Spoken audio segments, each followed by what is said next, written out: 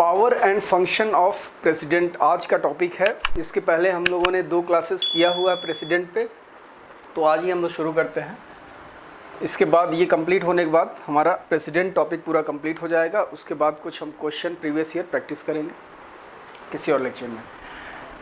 अब क्या क्या इन प्रेसिडेंट के पावर्स क्या क्या हैं, ऐसे इस तरह से प्रेसिडेंट के पावर को ऐसे संविधान में कहीं क्लासिफाई नहीं किया गया है कि एडमिनिस्ट्रेटिव पावर है या लेजिस्लेटिव पावर है। हम लोग अपनी सुविधा के अनुसार इसको अलग अलग इस तरह का क्लासिफिकेशन करते हैं ताकि पढ़ने में आसानी हो। और कोई भी इस तरह पावर कोई भी होता है, जैसे मान लीजिए एडमिनिस्ट्रेटिव पावर है तो ऐसा नहीं होगा कि वो बाकी हर एक पावर से इंडिपेंडेंट है, इंडिपेंडेंटली बिल्कुल अलग है, इस तरह से नहीं होता, सब मिंगल्ड होते हैं। तो उसको हमने क्लासिफाई किया है कुछ इस तरह से। एडमिनिस्ट्रेटिव पावर देखेंगे, लेजिस्लेटिव पावर क्या है, veto power, ordinance making power भी होता है प्रेसिडेंट को, इमरजेंसी से रिलेटेड जो पावर हैं वो, financial power, diplomatic powers, military power और डिस्क्रिशनरी पावर, इनको कुछ स्वविवेकी शक्तियाँ होती हैं वो भी देखेंगे, और जुडिशियल पावर। तो एक एक करके हम लोग इसको देखते हैं। एडमिनिस्ट्रेटिव पावर क्या है इनका, तो एडमिनिस्ट्रेटिव पावर में ये इनके अपॉइंटमेंट से रिलेटेड दिया हुआ है, किस किस को अपॉइंट कर सकते हैं, क्या क्या है। ठीक, इसके पहले हम एक चीज़ ये देख लेते हैं कि प्रेसिडेंट आर्टिकल 79 में दिया हुआ है। जैसे नॉर्मली हम लोग जो जानते हैं कि पार्लियामेंट का मतलब हमें यही अंदाज़ा लगता है कि लोकसभा और राज्यसभा को पार्लियामेंट कहते हैं, लेकिन लोकसभा, राज्यसभा प्लस प्रेसिडेंट, इन तीनों को मिला करके पार्लियामेंट कहा जाता है। ठीक है ना। पार्लियामेंट का हिस्सा होता है, पार्लियामेंट का क्या हिस्सा होता है, कौन, प्रेसिडेंट। तो ये आर्टिकल 79 में साफ लिखा हुआ है कि लोकसभा, राज्यसभा और प्रेसिडेंट से मिल करके पार्लियामेंट बनेगा। तो ये है एक इम्पॉर्टेंट चीज़। दूसरा, प्राइम मिनिस्टर और उनके काउंसिल ऑफ मिनिस्टर को अपॉइंट कौन करता है, प्रेसिडेंट करते हैं।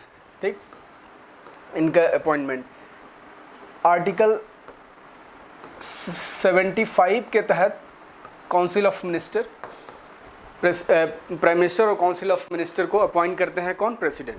दूसरा है अटॉर्नी जनरल।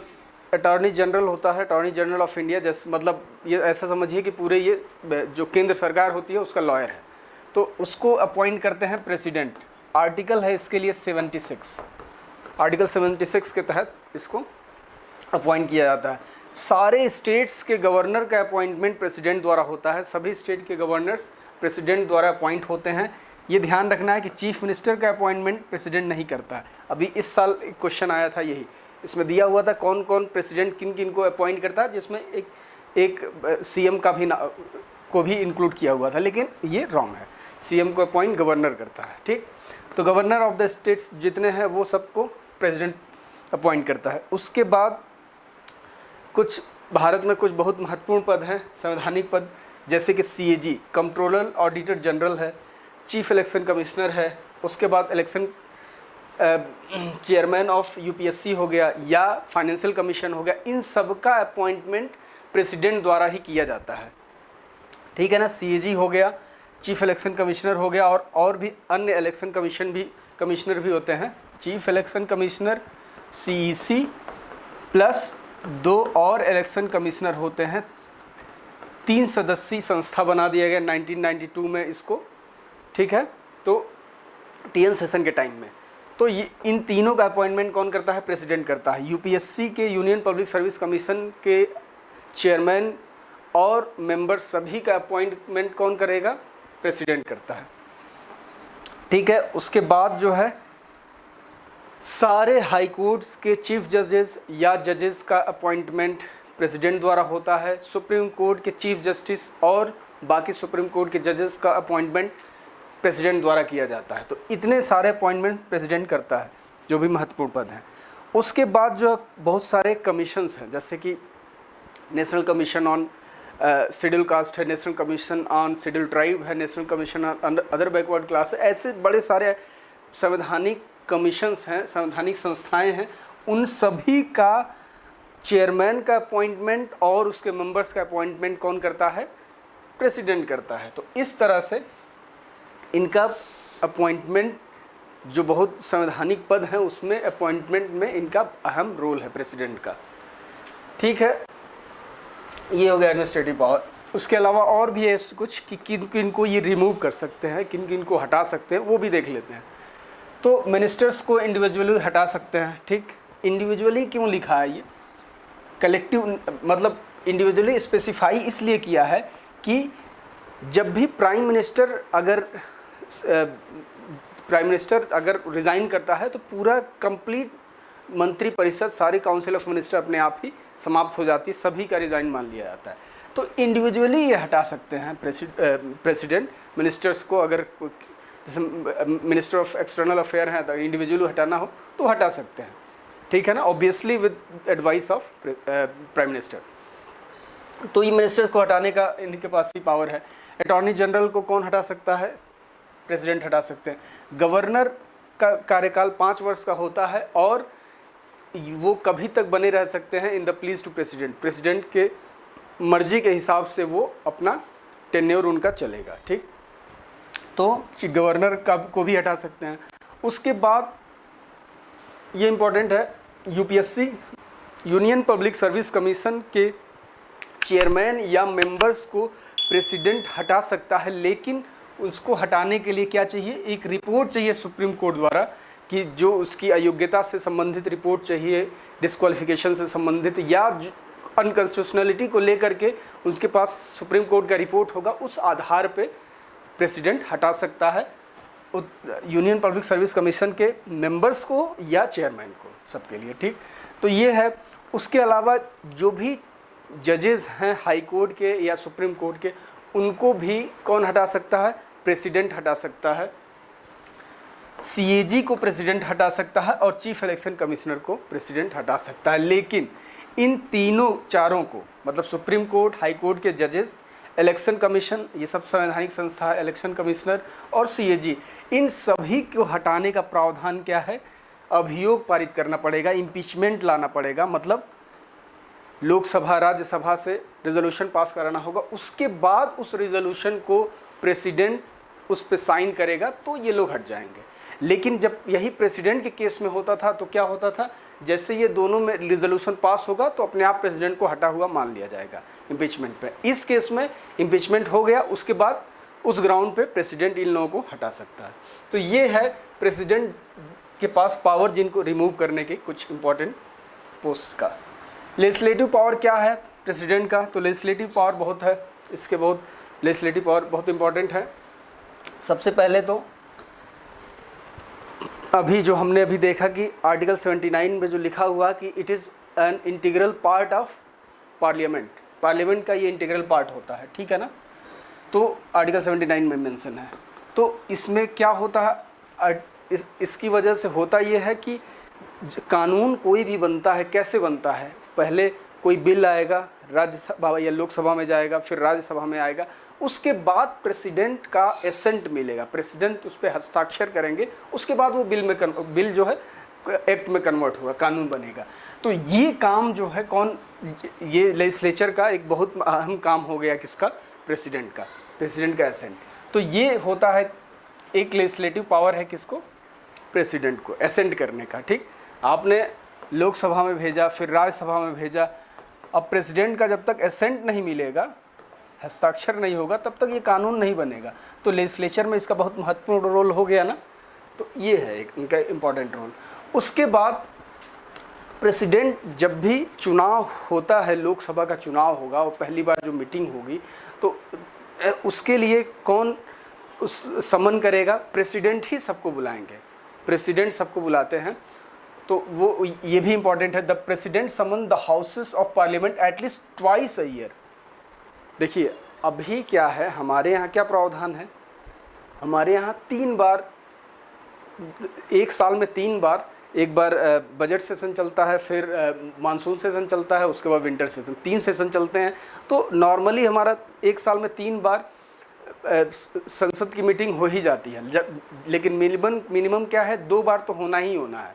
तो उसके लिए प्रेसिडेंट को पावर है, वही बुलाते हैं सदन की कार्यवाही शुरू करने के लिए, जब भी वो एड्रेस करेंगे, ठीक है। मतलब प्रेसिडेंट सम्मन करते हैं सारे एमपीज़ को, ये हो गया। उसके बाद जो है प्रेसिडेंट के पास ये अथॉरिटी है ये अधिकार है कि वो कंबाइंड सेशन बुला सकते हैं। कंबाइंड सेशन मतलब लोकसभा और राज्यसभा को एक साथ अगर चाहें तो बुला सकते हैं। उनको ये राइट आर्टिकल 108 के तहत मिलता है कि वो प्रेसिडेंट एक कंबाइंड सेशन बुला सके। और ये जब भी कंबाइंड सेशन होगा उसकी अध्यक्षता कौन करेगा? लोकसभा के जो स्पीकर होंगे वो करेंगे, लोकसभा के स्पीकर। तो ये भी प्रेसिडेंट का पावर है, आर्टिकल 108 के अंदर इनको मिलता है कि वो ज्वाइंट सेशन बुला सकते हैं। इसके लिए एक प्रावधान है कि ज्वाइंट सेशन 2 केसेस में नहीं बुलाया जा सकता। एक तो मनी बिल में नहीं बुलाया जा सकता और दूसरा क्या है? दूसरा है कॉन्स्टिट्यूशनल अमेंडमेंट एक्ट हो कोई भी, तो इन दोनों केसेस में कंबाइंड सेशन बुलाया नहीं जा सकता। ये हमें ध्यान रखना है। बाकी हम लोग मनी बिल, फाइनेंस बिल ये सब किसी और क्लास में देखेंगे। अभी तो हम इनके पावर को देख रहे हैं, पावर और रिस्पॉन्सिबिलिटी। तो ये हो गया। उसके बाद इनको लेजिस्लेचर पावर एक ये है कि टोटल 12 लोगों को ये राज्यसभा में नॉमिनेट कर सकते हैं। कौन करता है? प्रेसिडेंट नॉमिनेट करता है 12 राज्यसभा के सदस्यों को। कुछ साल पहले 2019 के पहले 2 सदस्य लोकसभा में भी जाते थे, एंग्लो इंडियन रिप्रेजेंटेटिव, जिसका 2019 में जिसको समाप्त कर दिया गया 104th कॉन्स्टिट्यूशनल अमेंडमेंट एक्ट द्वारा। ठीक है, तो ये इंपॉर्टेंट है क्योंकि ये वाला क्वेश्चन आया हुआ है, अभी इस साल आया हुआ है। ये 104th कॉन्स्टिट्यूशनल अमेंडमेंट किस लिए है? वो किसको समाप्त कर दिया गया? जो एंग्लो इंडियन का रिप्रेजेंटेशन था, नॉमिनेट करके लोकसभा में भेजा जाता था। तो अब जो है लोकसभा में कोई भी नॉमिनेटेड मेंबर नहीं होगा, सारे जो है डायरेक्टली लोगों द्वारा इलेक्ट हुए ही मेंबर होंगे। पहले 2 थे लोग एंग्लो इंडियन, अब समाप्त हो गया। ठीक, तो ये है। तो 12 लोगों को क्या होता है? नॉमिनेट कौन करता है? प्रेसिडेंट करते हैं। तो ये भी एक लेजिस्लेटिव पावर हो गया प्रेसिडेंट का। तो इस तरह से इतने सारे प्रेसिडेंट के पास लेजिस्लेटिव पावर है। मेनली ये है लेजिस्लेटिव पावर। बाकी और भी कुछ प्रिसाइजली जैसे और क्वेश्चन करते समय आपको कुछ चीज़ें और भी पता लगेंगी धीरे धीरे, लेकिन ब्रॉडली ये इनके लेजिस्लेचर पावर है, लेजिस्लेटिव पावर। ठीक है ना। उसके बाद हम लोग देखते हैं नेक्स्ट कि कुछ रिपोर्ट्स सदन के पटल के सामने, कुछ रिपोर्ट्स जो है प्रेसिडेंट ही प्रस्तुत करवाता है किसी के माध्यम से। ठीक है ना, सांसदों के माध्यम से। तो वो कौन कौन से रिपोर्ट्स हैं? तो देखिए, सबसे पहले तो ये जान लीजिए कि जितने अभी हम लोगों ने कमीशंस की बात की है, चाहे यूनियन पब्लिक सर्विस कमीशन हो गया, चाहे एससी कमीशन मतलब शेड्यूल कास्ट कमीशन हो गया, या शेड्यूल ट्राइब कमीशन हो गया, या लिंगुअल बेस पे भी कमीशन बने होते हैं, मतलब लिंगुअल माइनॉरिटी बेसिस पे भी कमीशन बने होते हैं। उन आधार पे जो भी कमीशन है उनके सारे रिपोर्ट्स को प्रेसिडेंट सदन के सामने प्रस्तुत करवाता है, ये सारे। ठीक, उसके अलावा देखते हैं annual financial statement. Annual financial statement मतलब का जो हम लोग बहुत बातें करते हैं, इसी को बजट कहा जाता है। ठीक है ना। एनुअल फाइनेंशियल स्टेटमेंट, बजट शब्द का हमारे संविधान में कहीं नहीं मेंशन है। हमारे क्या मेंशन है? Annual financial statement. तो एनुअल फाइनेंशियल स्टेटमेंट कौन संसद में जो पेश कराता है, कौन कराता है? वो प्रेसिडेंट ही कराता है, किसी अपने एमपी के माध्यम से, जो वहाँ पे एमपी हो या मंत्री हो, कोई किसी के माध्यम से वो करा सकता है। ठीक है ना। तो ये है, इसका आर्टिकल क्या है? ये दिया हुआ 100 आर्टिकल 112 में है बजट का प्रावधान, या यूँ कहें कि एनुअल फाइनेंशियल स्टेटमेंट आर्टिकल 112 में दिया हुआ है।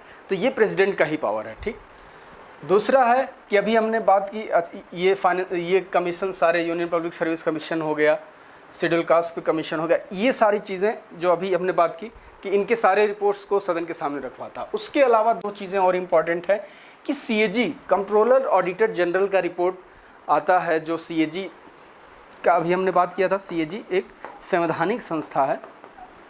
सबसे पहले इसका आर्टिकल 148 में के तहत सीएजी को अपॉइंट किया जाता है प्रेसिडेंट के द्वारा। इसको ऐसे नॉर्मली जैसे किसी को हटाया जा सकता है वैसे नहीं, वैसे ही इसको हटाया जा सकता है जैसे सुप्रीम कोर्ट के जज को हटाया जा सकता है। ये मैं इसलिए बता रहा हूँ क्योंकि ये इतना महत्वपूर्ण पद है, ये बताने के लिए। इस पद के लिए डॉक्टर भीमराव अम्बेडकर ने कहा है कि भारत में सबसे महत्वपूर्ण जो कोई ऑफिसर है तो वो है CAG। इसी के रिपोर्ट के आधार पर 2G स्कैम हो गया या कोल स्कैम हो गया, ये सब चीज़ों का पता इसी पे लगा, ठीक है ना। CAG क्या करता है, ऑडिटिंग करता है, पूरा जो भी सरकारी खर्चे का ब्यौरा है उस सबकी ऑडिटिंग CAG करता है। तो ये इसलिए बहुत महत्वपूर्ण है। तो इसका जो रिपोर्ट होता है उसको सदन के सामने कौन रखवाता है, प्रेसिडेंट रखवाता है। तो ये इंपॉर्टेंट हो गया एक। दूसरा है फाइनेंस कमीशन। फाइनेंस कमीशन का जो भी रिपोर्ट हर 5 साल में फाइनेंस कमीशन का गठन होता है, प्रेसिडेंट द्वारा किया जाता है। उसके मेंबर्स को भी प्रेसिडेंट ही अपॉइंट करता है। उसमें उसका जो रिपोर्ट होता है उसको सदन के सामने कौन रखता है, प्रेसिडेंट ही रखवाता है सदन के सामने, जिससे चर्चा होती है। ये क्या फाइनेंस कमीशन करता क्या है, फाइनेंस कमीशन जो टैक्स कलेक्शन है केंद्र के पास होते हैं, सेंट्रल गवर्नमेंट के पास, उसको किस तरह से राज्यों में बंटवारा किया जाए वो फाइनेंस कमीशन के रिपोर्ट के आधार पे तय होता है। तो ये हो गया हमारा ये, ठीक। अब क्या है, कुछ बिल्स हैं जो कि जिसमें एक प्रायर एग्रीमेंट चाहिए होता, मतलब पहले ही एसेंट चाहिए होता है प्रेसिडेंट का, पहले ही, मतलब वो प्रेसिडेंट ही उसको इनिशिएट करते हैं उस तरह के बिल्स को। वो कौन कौन से हैं, कोई भी बिल जो कि मनी बिल हो वो है, ठीक। दूसरा फाइनेंस बिल हो, ये दोनों तो पहले ही प्रेसिडेंट के एसेंट से ही शुरू ही होगा, मतलब उस इनिशिएट ही कौन कर रहा है, प्रेसिडेंट कर रहा है। जैसे नॉर्मल बिल्स में क्या होता है कि पहले राज्यसभा में गया या लोकसभा में गया, फिर राज्यसभा में गया, उसके बाद प्रेसिडेंट का एसेंट मिलता है। लेकिन जो बहुत महत्वपूर्ण होते हैं उस तरह के बिल्स के लिए क्या किया जाता है, जैसे मनी बिल, फाइनेंस बिल, ये सब के लिए उसका प्रावधान ये है कि पहले शुरू ही प्रेसिडेंट करेगा, ताकि कोई ऑप्शन ही ना रहे कि साइन न करने का या होल्ड पे रखने का, ठीक। तो इसलिए कुछ मनी बिल और फाइनेंस बिल पे पहले प्रेसिडेंट का एसेंट होता है, वही शुरू करते हैं। उसके अलावा अभी हमने जब एक बार बात किया था, जब नेम चेंज को लेकर के बात हो रही थी स्टेट या सिटी का, तो उस समय हमने बात किया था कि किसी भी बाउंड्री ऑफ स्टेट को अगर चेंज करना हो या नाम चेंज करना हो तो उस केस में क्या होता है,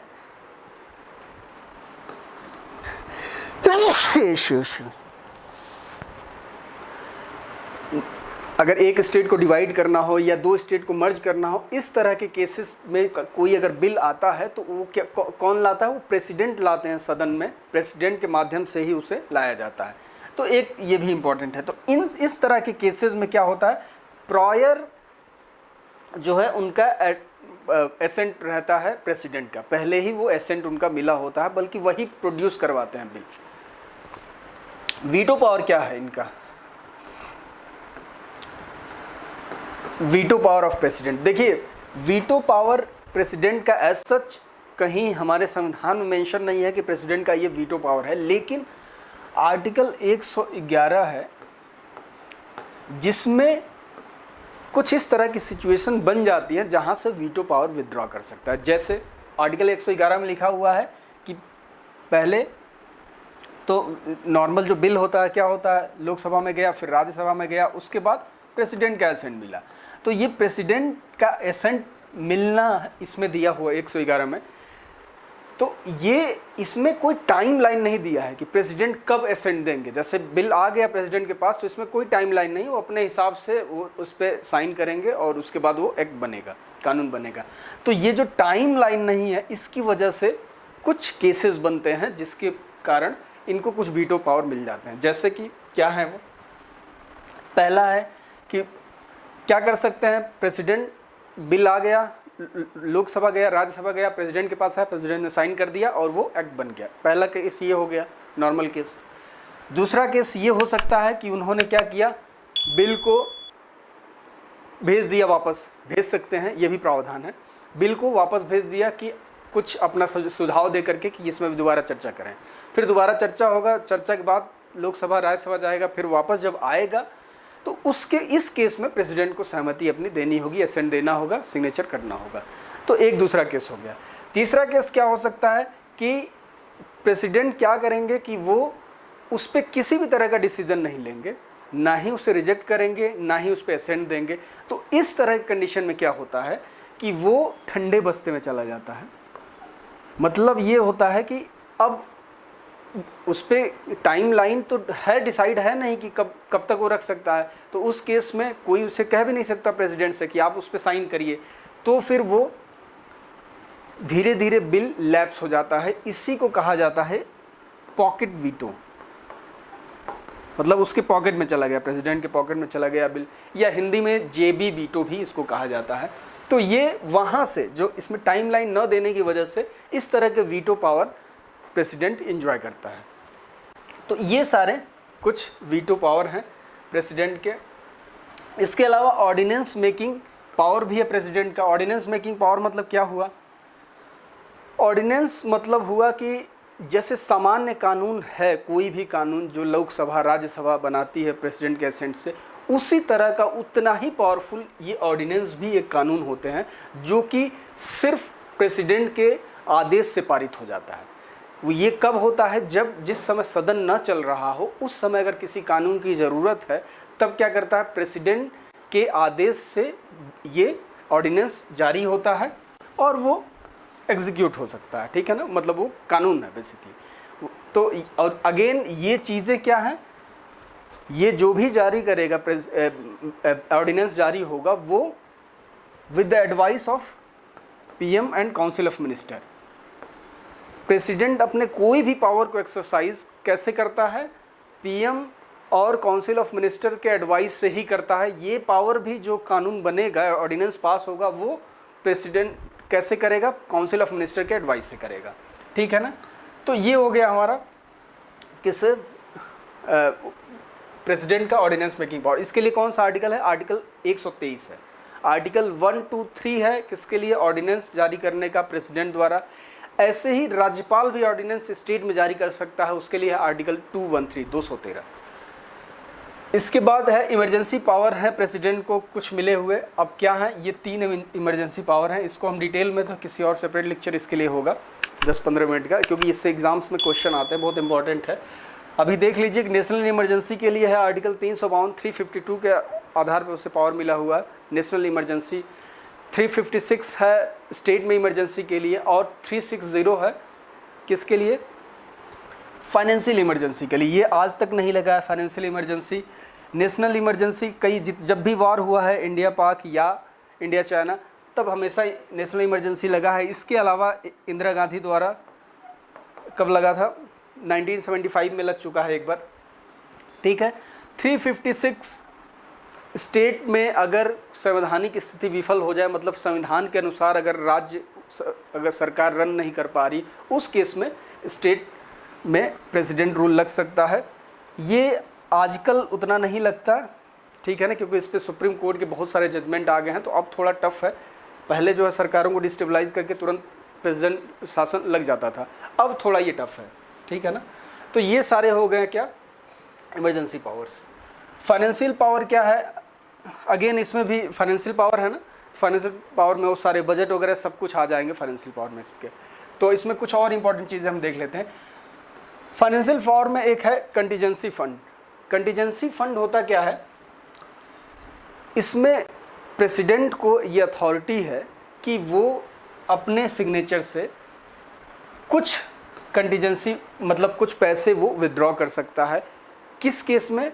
जब सदन न चल रहा हो। जैसे मान लीजिए सदन नहीं चल रहा है, तो उस केस में क्या होगा? वो कंटीजेंसी फंड से पैसे निकाल सकता है। 500 करोड़ का ये कॉप्स होता है, मतलब फंड होता है कितना? 500 करोड़ का। इसमें अचानक जब कभी ज़रूरत पड़ेगी, नॉर्मली ये कहीं बाढ़ आ गया, सूखा पड़ गया या वॉर लाइक सिचुएशन है, उसी केसेस में ये कंटीजेंसी फंड का यूज़ होता है। ठीक। अब एक और चीज़ यहाँ पे जान लें कि देखिए, कोई भी जब हमको पैसा अगर निकालना है भारतीय खजाने से, तो उसमें बहुत सारे 2-3 फंड होते हैं। फंड भी एक सेपरेट लेक्चर होगा। तो वो फंड से पैसा निकालने के लिए प्रोसेस है, पार्लियामेंट में उसके लिए बिल लाया जाएगा, पार्लियामेंट में चर्चा होगी, लोकसभा में, राज्यसभा में, तब जाकर के पैसे आप विड्रॉ कर सकते हैं।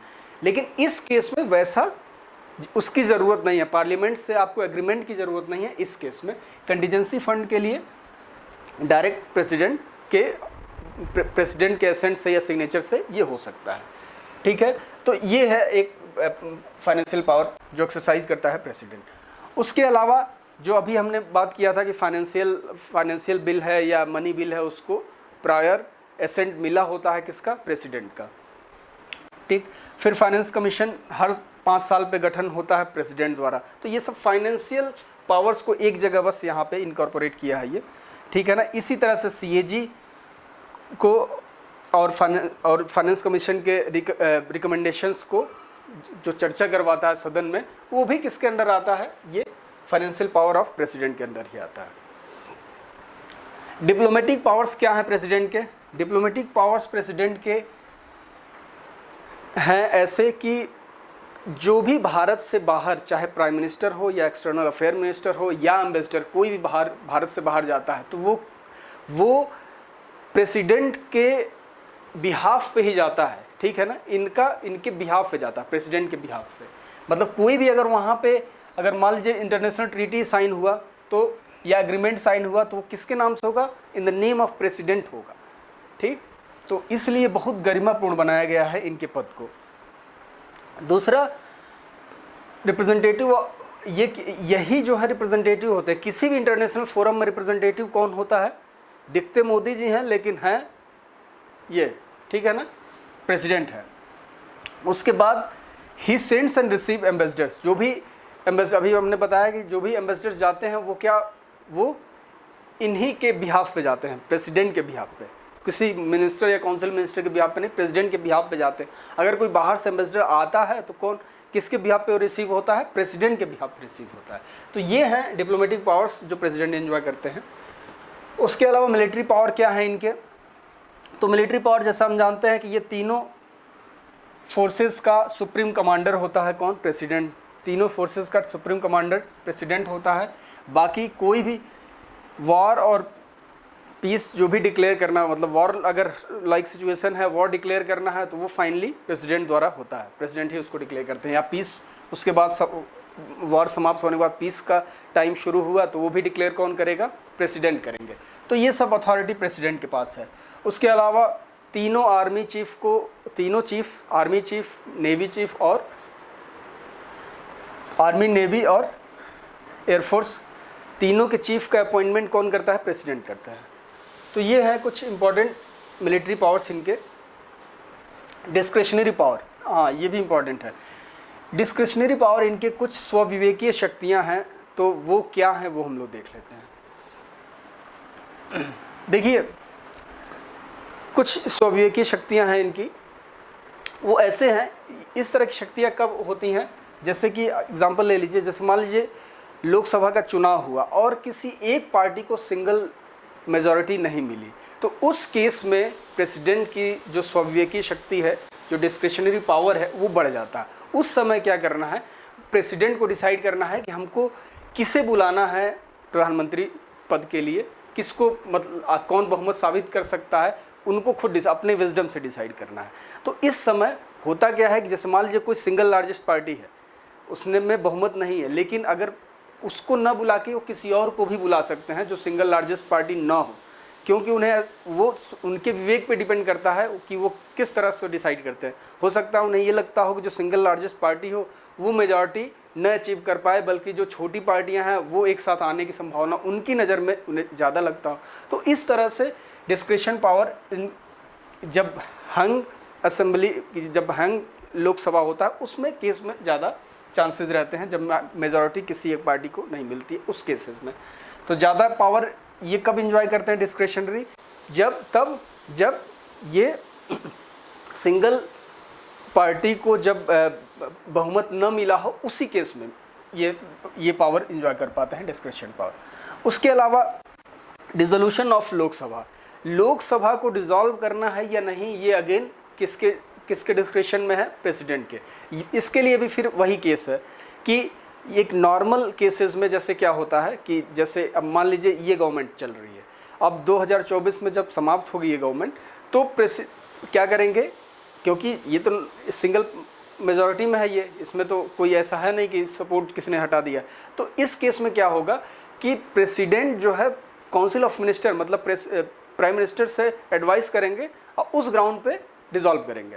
लेकिन अगर मान लीजिए बीच में कोई सरकारें मिल के बनी है, किसी ने सपोर्ट हटा लिया और सरकार गिर गई, और सरकार गिरने के बाद अब क्या करना है, उसको डिसॉल्व करना है, मतलब संसद को समाप्त करना है, मतलब उसके बाद सारे एमपी नहीं रहेंगे, फिर दोबारा चुनाव होगा, या तो ये करना है या उन्हें उसको अभी रहने देना है ताकि फिर एक चांस लेना है कि दोबारा हो सकता है सरकार, गठबंधन सरकार बन जाए।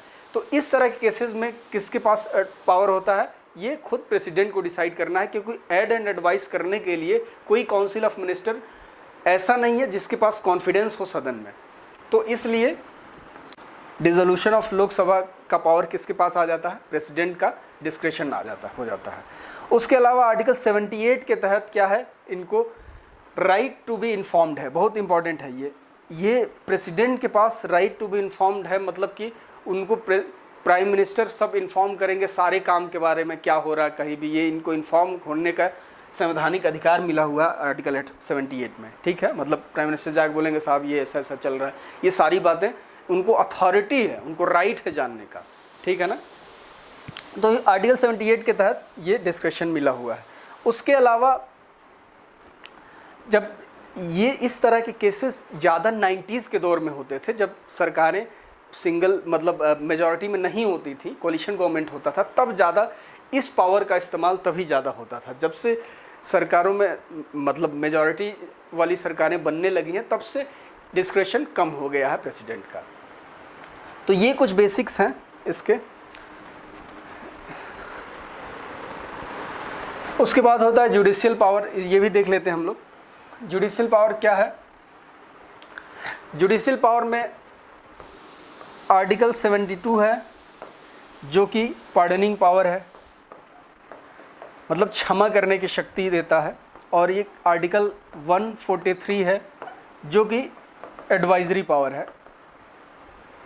अगेन पार्डनिंग पावर क्या है, पार्डनिंग मतलब किसी भी, चाहे किसी को फांसी की सज़ा मिली हो, लाइफ इम्प्रिजनमेंट हो, या किसी भी तरह की सज़ा को कंप्लीटली माफ़ कर सकते हैं, उसको कर्टेल कर सकते हैं, किस टाइप ऑफ सज़ा को चेंज कर सकते हैं, मतलब कुछ भी कर सकते हैं माफ़ी के संबंधित। इसमें आर्टिकल 72 में इनको ये पावर मिला होगा। अगेन ये आप जान लीजिए कि आर्टिकल 72 भी काउंसिल ऑफ मिनिस्टर्स के एडवाइस पे ही वो एग्जीक्यूट कर सकते हैं, ये स्वविवेकीय शक्ति नहीं है, वह ये ध्यान देना है, ठीक है। उसके बाद आर्टिकल 143 है 143, इसके आधार पर उनको एक एडवाइजरी पावर मिला हुआ है, मतलब वो अगर उन्हें कभी ज़रूरत पड़े तो वो एडवाइस ले सकते हैं, लीगल एडवाइस ले सकते हैं सुप्रीम कोर्ट से, ठीक। तो ये भी एक उनको पावर मिला हुआ। हालांकि इसमें ये है कि सुप्रीम कोर्ट इंडिपेंडेंट है, वो चाहे तो ये मांग सकते हैं, उसकी मर्जी है कि वो एडवाइस देता है कि नहीं देता है। अगर वो एडवाइस देता है तो इनकी मर्जी है कि वो मानते हैं या नहीं मानते। बस इनको एक अथॉरिटी मिली हुई है कि अगर एडवाइस सीख करना चाहते हैं सुप्रीम कोर्ट से तो वो सीख कर सकते हैं। तो ये आर्टिकल 143। इसके अलावा अगर कोर्ट मार्शल की सज़ा भी मिली हुई है मिलिट्री कोर्ट्स की, तो उसको भी प्रेसिडेंट माफ़ कर सकता है। तो ये सारे जुडिशियल पावर हैं इनके। तो आज का हमारा पावर ऑफ प्रेसिडेंट समाप्त हो गया है। इसके बाद प्रेसिडेंट टॉपिक मुझे लगता है पूरा कंप्लीट हो गया। इसके बाद कुछ और क्वेश्चंस हम प्रीवियस ईयर प्रैक्टिस कर लेंगे, तो ये कंप्लीट हो जाएगा हमारा टॉपिक, ठीक है। Okay, thank you.